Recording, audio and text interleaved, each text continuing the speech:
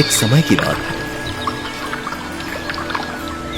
एक छोटे से गांव में एक पति और पत्नी रहते थे, सम्मन और नेकी। दोनों ने निर्धनता के काले बादलों के बीच एक अनमोल खजाना पाया था, जो था कबीर परमेश्वर जी का ज्ञान। परमेश्वर कबीर जी के ज्ञान से परिचित होकर सम्मन और नेकी उनके शिष्य बन चुके थे। उनका एक 10-12 वर्ष का लड़का भी था, जिसका नाम शिव था, परंतु सब उसे प्यार से सेऊ कहा करते थे। जहां भी सम्मन और नेकी चूड़ियां पहनाने जाते, वहां कबीर साहिब जी की महानता का जादू बिखेर देते। हमारे गुरुजी कितने सक्षम हैं, ये शब्द उनके होठों से झरते जैसे दिव्यता की गूंज हो। आप जानते हैं, हमारे गुरुदेव सर्वशक्तिमान हैं। उन्होंने राजा सिकंदर लोदी का जलन का रोग ठीक कर दिया था। और राजा सिकंदर लोदी ने जो गाय काट दी थी, उसे भी उन्होंने जीवित कर दिया था। वो सबके दुख दूर करके सबको सुख प्रदान करते हैं। सब औरतें सुनती तो थी, लेकिन मन में दोष रखती थी कि इन गरीब आदमियों को इनके गुरु ने बहका रखा है। ऐसा कभी हो सकता है? अगर इनका गुरु इतना शक्तिशाली है, तो क्यों नहीं इनकी निर्धनता दूर कर देते? दिल्ली का सुल्तान सिकंदर लोधी भी कबीर साहिब जी का शिष्य था। सिकंदर लोधी के पीर शेख तकी ने कबीर साहिब को एक मृत लड़के को पुनर्जीवित करने की चुनौती दी थी। कबीर साहिब ने उस मृत लड़के को पुनर्जीवित कर दिया था। यह चमत्कार देखकर सभी लोगों ने कहा कि कबीर साहिब जी ने तो कमाल कर दिया। इसलिए कबीर साहिब जी ने उस लड़के का नाम कमाल रख दिया था और उसे अपने पुत्र के रूप में अपने साथ रख लिया था।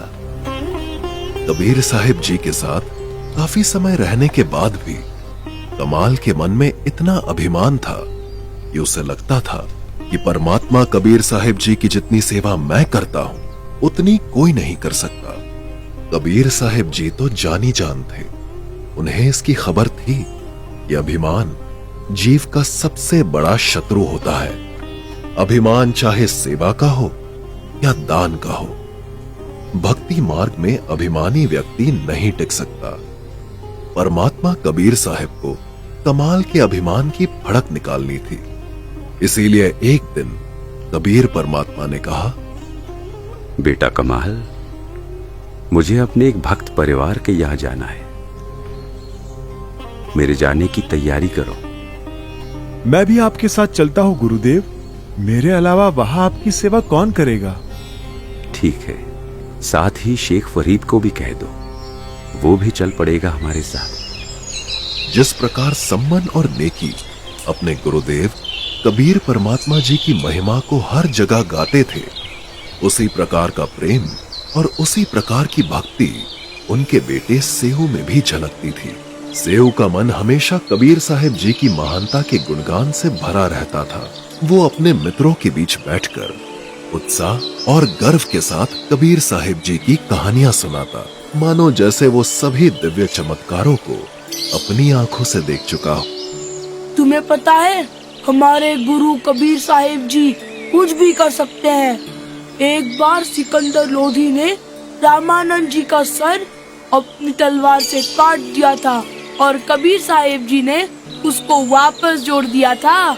मेरे गुरुजी के बहुत सारे शिष्य हैं और दिल्ली का बादशाह सिकंदर लोधी भी उनका शिष्य है। अच्छा सेऊ, एक बात बताओ, आज तक तुम्हारे गुरुजी कभी तुम्हारे घर क्यों नहीं आए? अरे नहीं नहीं, इनके गुरुजी तो केवल धनवानों और राजाओं के यहाँ ही जाते हैं, जैसे बीरदेव सिंह बघेल, काशी नरेश और ये तो कंगाल है। इनके यहाँ भला वो क्यों आएंगे? नहीं, ऐसा बिल्कुल नहीं है। हमारे गुरुदेव जी को धन से कोई मतलब नहीं है। एक दिन हमारे घर भी वो अवश्य आएंगे। तुम सब देखना तब।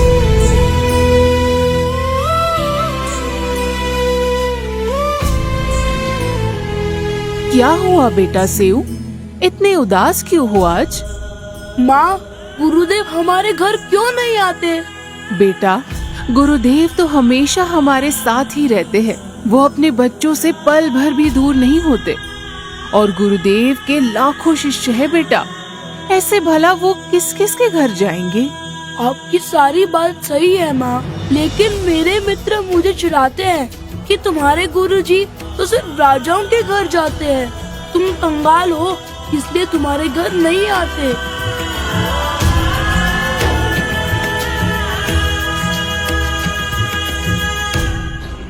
सेऊ बेटा, ऐसा विचार अपने मन में कभी भी मत लाना।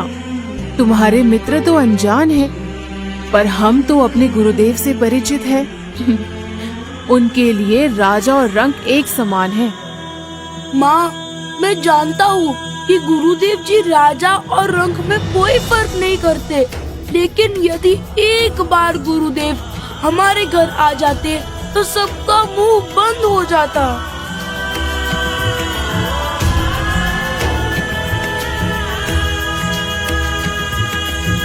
बेटा, हमने जगत की तरफ नहीं देखना है। जगत तो ना जाने क्या क्या कहेगा।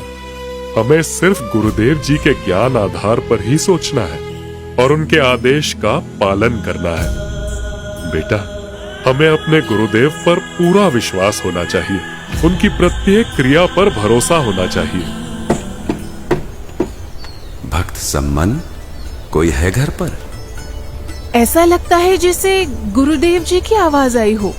हम गुरुदेव जी की चर्चा कर रहे थे, इसीलिए हमारे कानों में उनकी आवाज का आभास हो रहा है। अरे बेटा सम्मन, घर पर हो?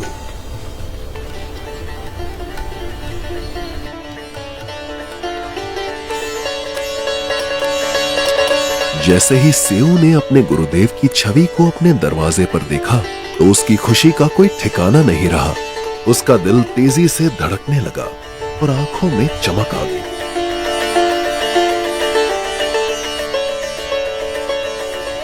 उसने सोचा, क्या ये सच है? या मेरे प्रिय गुरुदेव सचमुच मेरे दरवाजे पर खड़े हैं? खुशी के मारे उसके चेहरे पर एक मुस्कान खिल गई। सम्मन और नेकी इतनी भावुकता में थे कि वो अपने गुरुदेव को घर के अंदर आमंत्रित करना भी भूल गए। अरे भगत जी, गुरुदेव जी को यही खड़ा रखोगे या अंदर भी आने को कहोगे?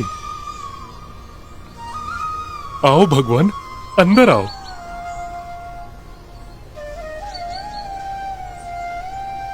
बैठो गुरुदेव जी।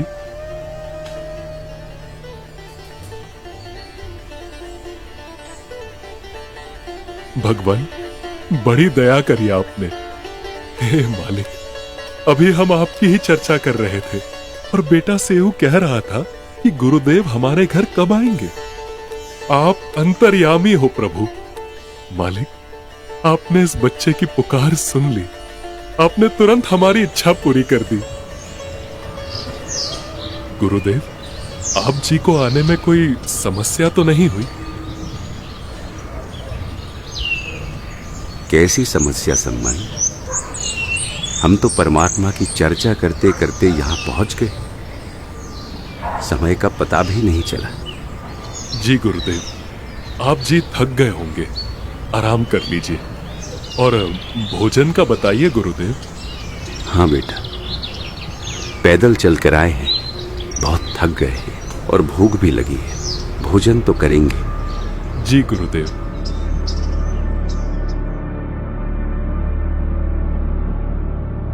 नेकी, भोजन की व्यवस्था करो। गुरुदेव जी को भूख लगी है, भोजन करेंगे।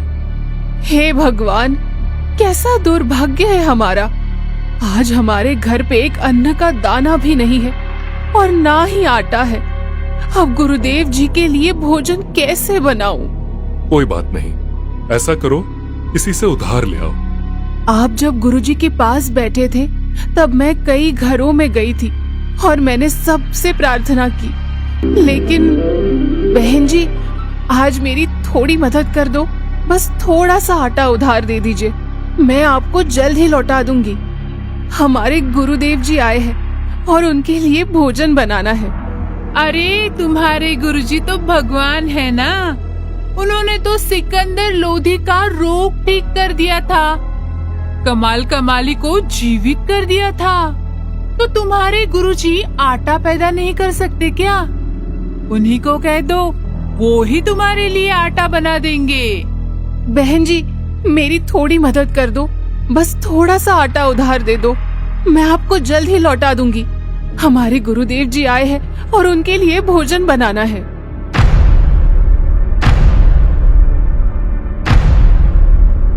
अरे बहन नेकी, तुम तो बहुत गुण गाती थी अपने गुरुजी के।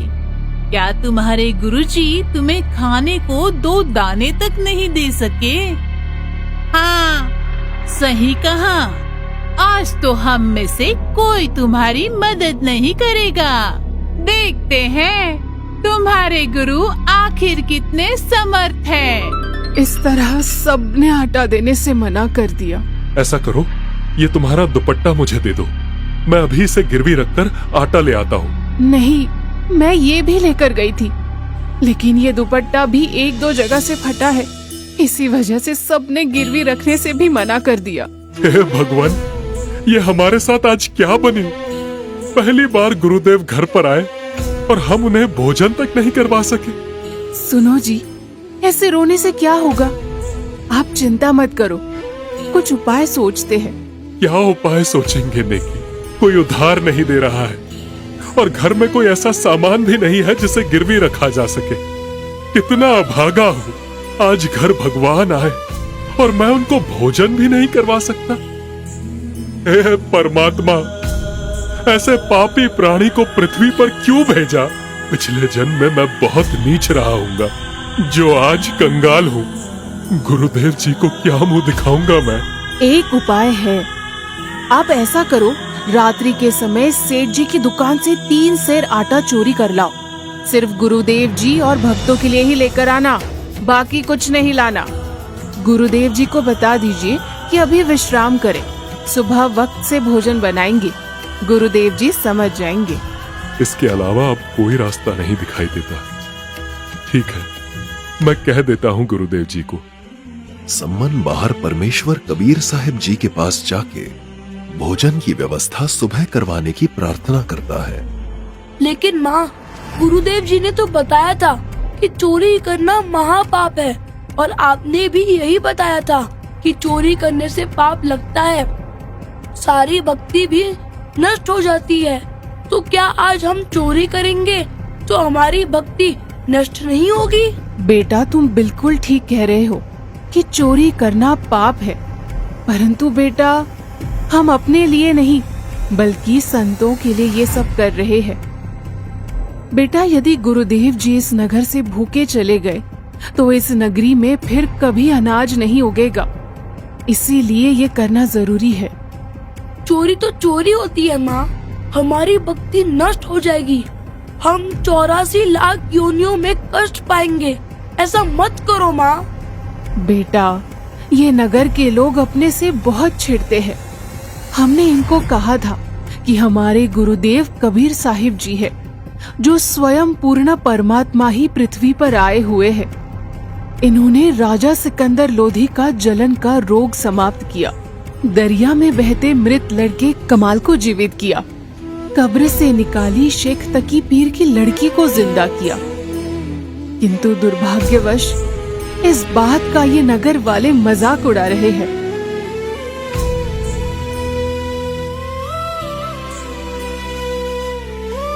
ठीक है माँ।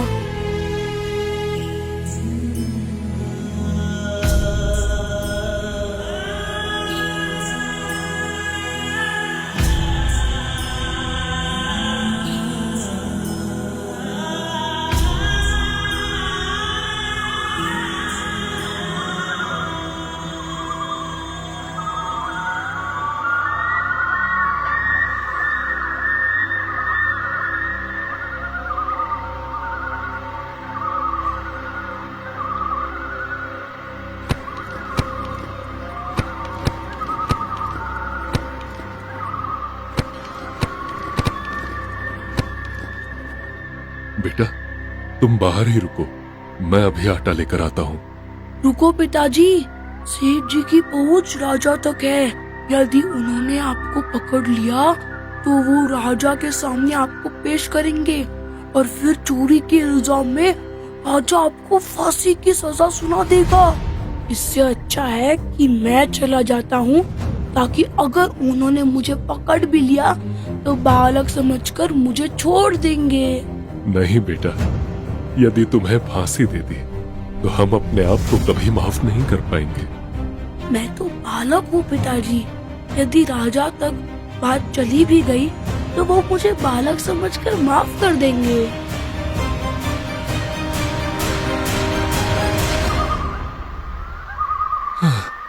ठीक है बेटा, लेकिन आटा सिर्फ 3 सेर ही लाना, इससे ज्यादा ना लाना।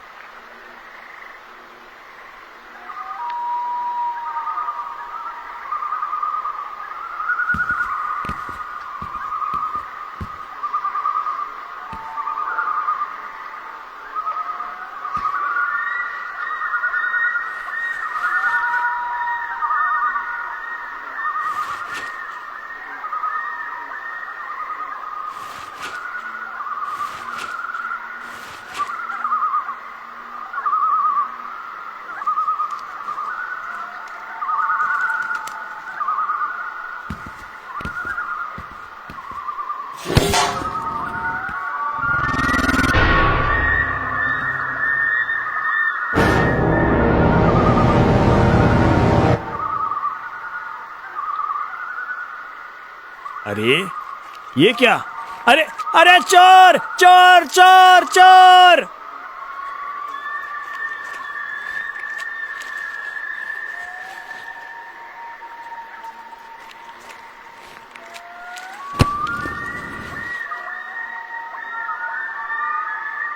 पिताजी, मुझे सेठ ने पकड़ लिया है। आप आटा ले जाओ और गुरुदेव व भक्तों को भोजन करवाना। मेरी चिंता मत करना।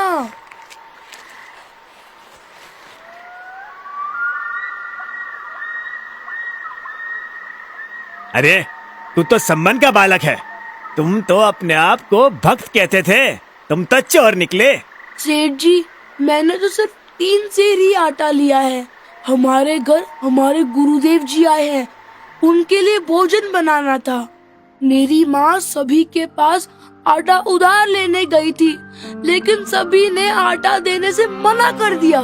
अच्छा, अब समझा। तो चोरी तो तुम्हारा गुरु करवा रहा है। ठीक है, अब कल राजा के सामने पेश होकर बताना ये सब। राजा ही बताएगा क्या सजा मिलेगी तुम्हें और तुम्हारे गुरु को। हे परमात्मा, यह तो अनर्थ हो गया। गुरुदेव को भोजन तो करवा नहीं सके, उनको मुसीबत में और खड़ा कर दिया। अब ये सेठ सुबह राजा से सब कह देगा और फिर सब जगह गुरुदेव की बेइज्जती होगी। पता नहीं राजा गुरुजी को क्या सजा सुना देगा। पिताजी, मुझे तो सेठ जी ने पकड़ लिया है। आप ही आटा ले जाओ और गुरुदेव को सुबह भोजन करवा कर शीघ्र इस नगरी से रवाना कर देना।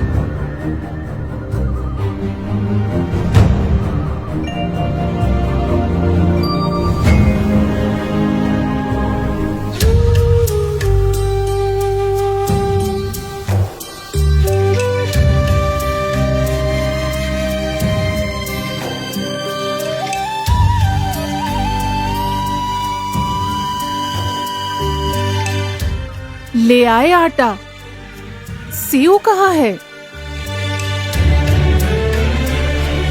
देखिए, सेव को सेठ ने पकड़ लिया है और सेठ कह रहा था कि चोरी तो तुम्हारा गुरु करवाता है। उनको कल सबक सिखाएंगे। हो सकता है कि कल गुरुदेव जी को भी पकड़कर राजा के सामने पेश करें। अब न जाने क्या होगा। भगवान, ये कैसी परीक्षा की घड़ी आ गई। सुनिए, आप ऐसा करिए, अभी आप वापस जाओ और किसी तरह लड़के का सर काट कर ले आओ, नहीं तो बात बिगड़ जाएगी। सेठ अपने ऊपर हत्या के इल्जाम के डर से किसी को कुछ नहीं बताएगा।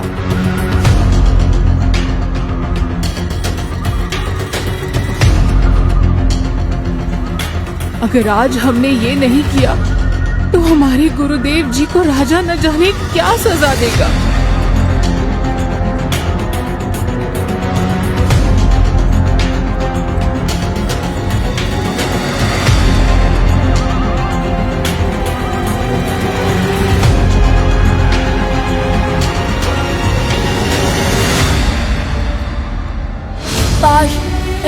जाए कि पिताजी किसी तरह आके मेरा सर काट कर ले जाए।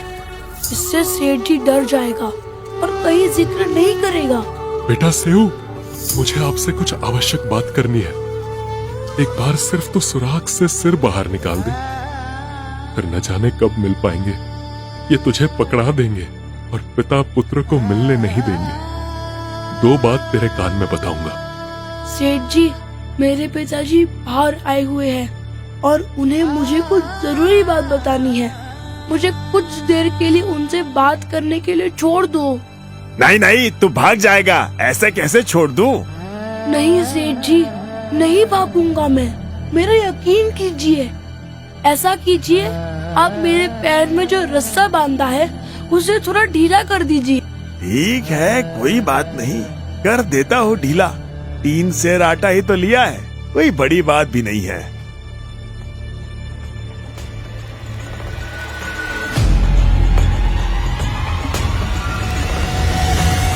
ठीक है, ले ढीला कर दिया, अब बतला ले।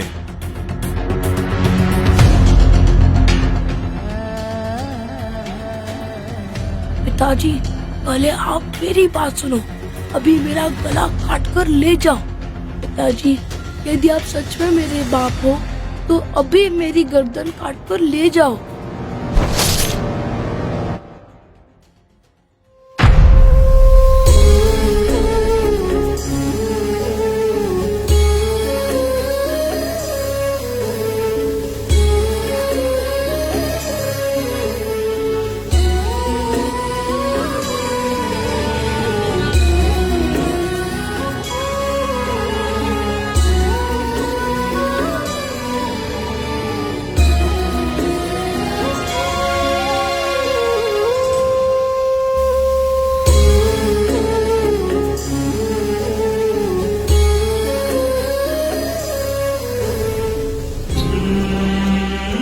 इसको आप अलमारी में रख दो और अब दोबारा जाओ। सेठ जी अब उस शव को अपने घर नहीं रखेगा, कहीं बाहर डाल के आएगा, इस डर से कि कहीं उसके ऊपर हत्या का इल्जाम लग जाए।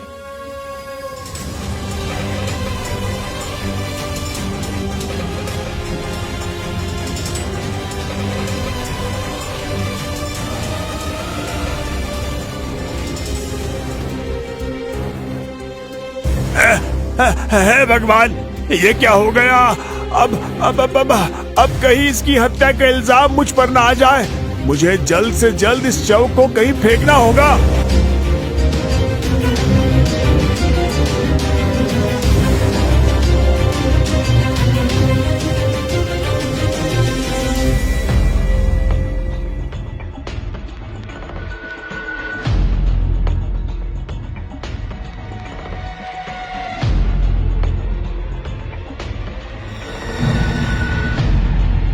हाँ, इस सुराख को बंद कर देता हूँ, जिससे किसी को यहाँ कुछ हुआ था इसका पता ही नहीं चलेगा।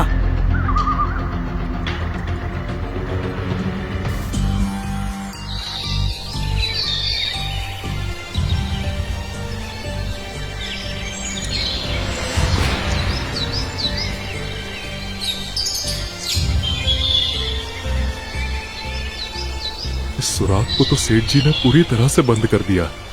तो शव कहाँ डाला होगा? जरूर सेठ जी सेऊ के शव को घसीटकर इधर से ही लेकर गया है। मैं इन्हीं निशानों के आधार पर उसके शव तक पहुंच जाऊंगा।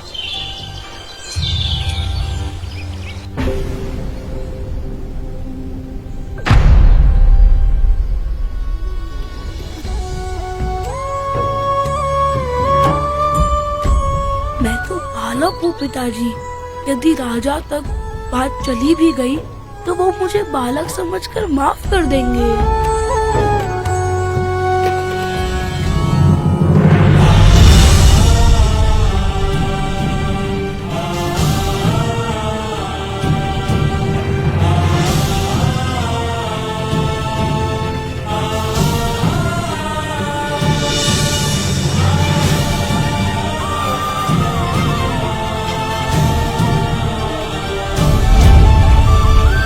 अब जल्दी से गुरुदेव जी के लिए भोजन बनाना शुरू करो।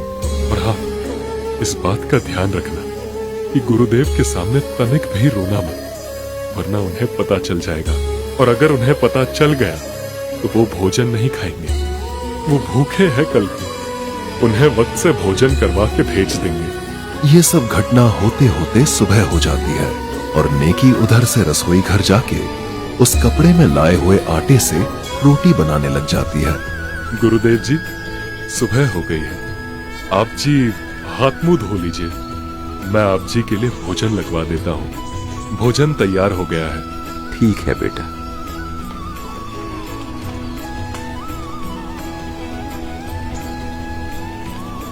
सम्मन बेटा, इस भोजन को 6 भागों में बांट लो। 3 तुम हो और 3 हम हैं। आज इकट्ठा बैठकर इस प्रेम प्रसाद को पाएंगे।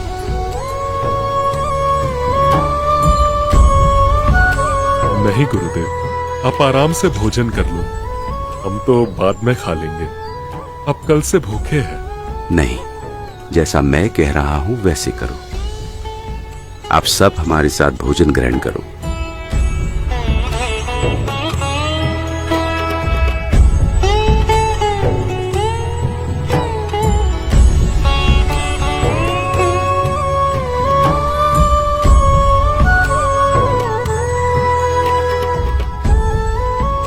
बेटा सम्मन, 5 नहीं 6 पात्रों में भोजन डालो।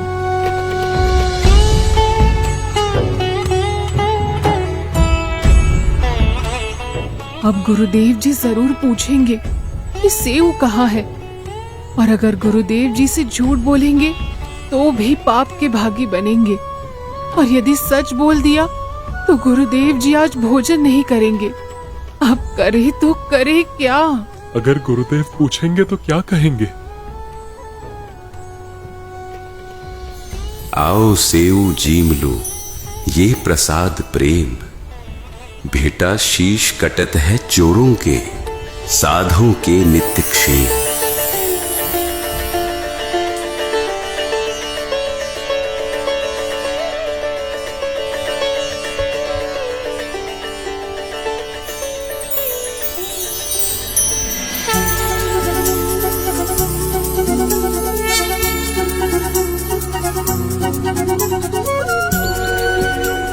सम्मन और नेकी के लिए सेऊ को जीवित देखना किसी चमत्कार से कम नहीं था। वे दोनों बार बार सेऊ की गर्दन पर हाथ फिराकर ये यकीन करने की कोशिश कर रहे थे कि क्या वो वही सेऊ है जिसकी गर्दन तलवार से कटी हुई थी, या फिर ये कोई और है। दोनों के मन में यह सवाल उठ रहा था, ये लड़का आखिर कैसे जीवित हो गया। जब गर्दन पर किसी प्रकार का निशान नहीं मिला तो वे उठकर कमरे के अंदर गए जहां सेऊ का मृत शरीर रखा था। वहां जाकर देखा तो धड़ और गर्दन दोनों गायब थे। बस चारों तरफ केवल खून के धब्बे बचे थे। परमात्मा कबीर जी ने मन पापी के संशय और भ्रम को समाप्त करने के लिए इस प्रमाण को छोड़ा था। नेकी, सेऊ का शीश तो यहीं रखा था, कहाँ गया? हाँ, और धड़ भी यही तो था, वो भी यहाँ पर नहीं है। इसका मतलब बाहर बैठा अपना सेऊ ही है। हाँ नेकी, भगवान अंतर्यामी है और आज उन्होंने हमें हमारा पुत्र भी लौटा दिया। हे परमात्मा, आपकी लीला सचमुच अपरंपार है। आप ही अपने बच्चों को सेवा करने की शक्ति और हिम्मत देते हैं और फिर स्वयं ही वो सेवा पूरी करवा लेते हैं। हे दाता, आपकी जो महिमा और चमत्कार हमने सुने थे वो आज हमने अपनी आंखों से प्रत्यक्ष देख लिया। आपकी कृपा और करुणा का कोई अंत नहीं है। हम धन्य हैं जो हमें आपकी शरण में आने का सौभाग्य प्राप्त हुआ। नेकी और सम्मन पूरे भाव से पूरी घटना का वर्णन करते हैं, जिसमें उन्होंने अपने सेवा भाव और परमात्मा के प्रति अटूट विश्वास के साथ जो बलिदान दिया उसे साझा किया। उनकी कहानी सुनकर कमाल अचंभित रह जाता है और उसके मन में गहरा पश्चाताप जाग उठता है। वो तुरंत परमात्मा के चरणों में गिरकर अपनी भूलों के लिए क्षमा मांगता है और परमात्मा की अनंत दया और शक्ति को नतमस्तक होकर स्वीकार करता है। हे दाता, मुझे अपनी सेवा का बहुत अभिमान था, लेकिन आज इन भक्तों की सेवा के प्रति इतना बड़ा बलिदान देखकर आपने मेरी आंखें खोल दी। हे गुरुदेव, मुझ नीच को क्षमा करो। इस कथा के माध्यम से हमने देखा कि पूर्ण परमात्मा कबीर साहिब जी की अनंत कृपा और महानता का अनुभव करने के लिए भक्ति और श्रद्धा का होना आवश्यक है। सम्मन और नेकी ने अपने पुत्र सेऊ की कुर्बानी देकर ये साबित कर दिया कि सच्ची भक्ति में कोई भी बलिदान व्यर्थ नहीं जाता। कबीर साहिब जी ने हमें ये सिखाया कि यदि आप पूर्ण परमात्मा की शरण में हैं, तो परमात्मा आपके लिए कुछ भी कर सकता है। भक्ति में निष्ठा और सेवा का भाव ही सच्ची सफलता का मापदंड है। इस कथा ने हमें यह भी सिखाया कि अभिमान और अहंकार सबसे बड़े शत्रु होते हैं और सच्चे भक्त वही होते हैं जो अपनी सेवा को साधारणता के साथ स्वीकारते हैं। कमाल ने इस घटना से यह सीखा कि सच्चे गुरु की भक्ति में अहंकार का कोई स्थान नहीं होता। अंततः हमें यह समझना चाहिए कि गुरु का सानिध्य और उनके प्रति भक्ति जीवन का सबसे बड़ा धन है। आइए हम सब मिलकर कबीर परमेश्वर जी के ज्ञान और शिक्षाओं को अपने जीवन में उतारे और उनके मार्ग पर चलते रहे। धन्यवाद। दर्शकों, यह 2D एनिमेशन वीडियो संत रामपाल जी महाराज के सत्संग प्रवचनों का अंश मात्र है। संपूर्ण आध्यात्मिक ज्ञान प्राप्त करने के लिए अवश्य सुनिए संत रामपाल जी महाराज के मंगल प्रवचन।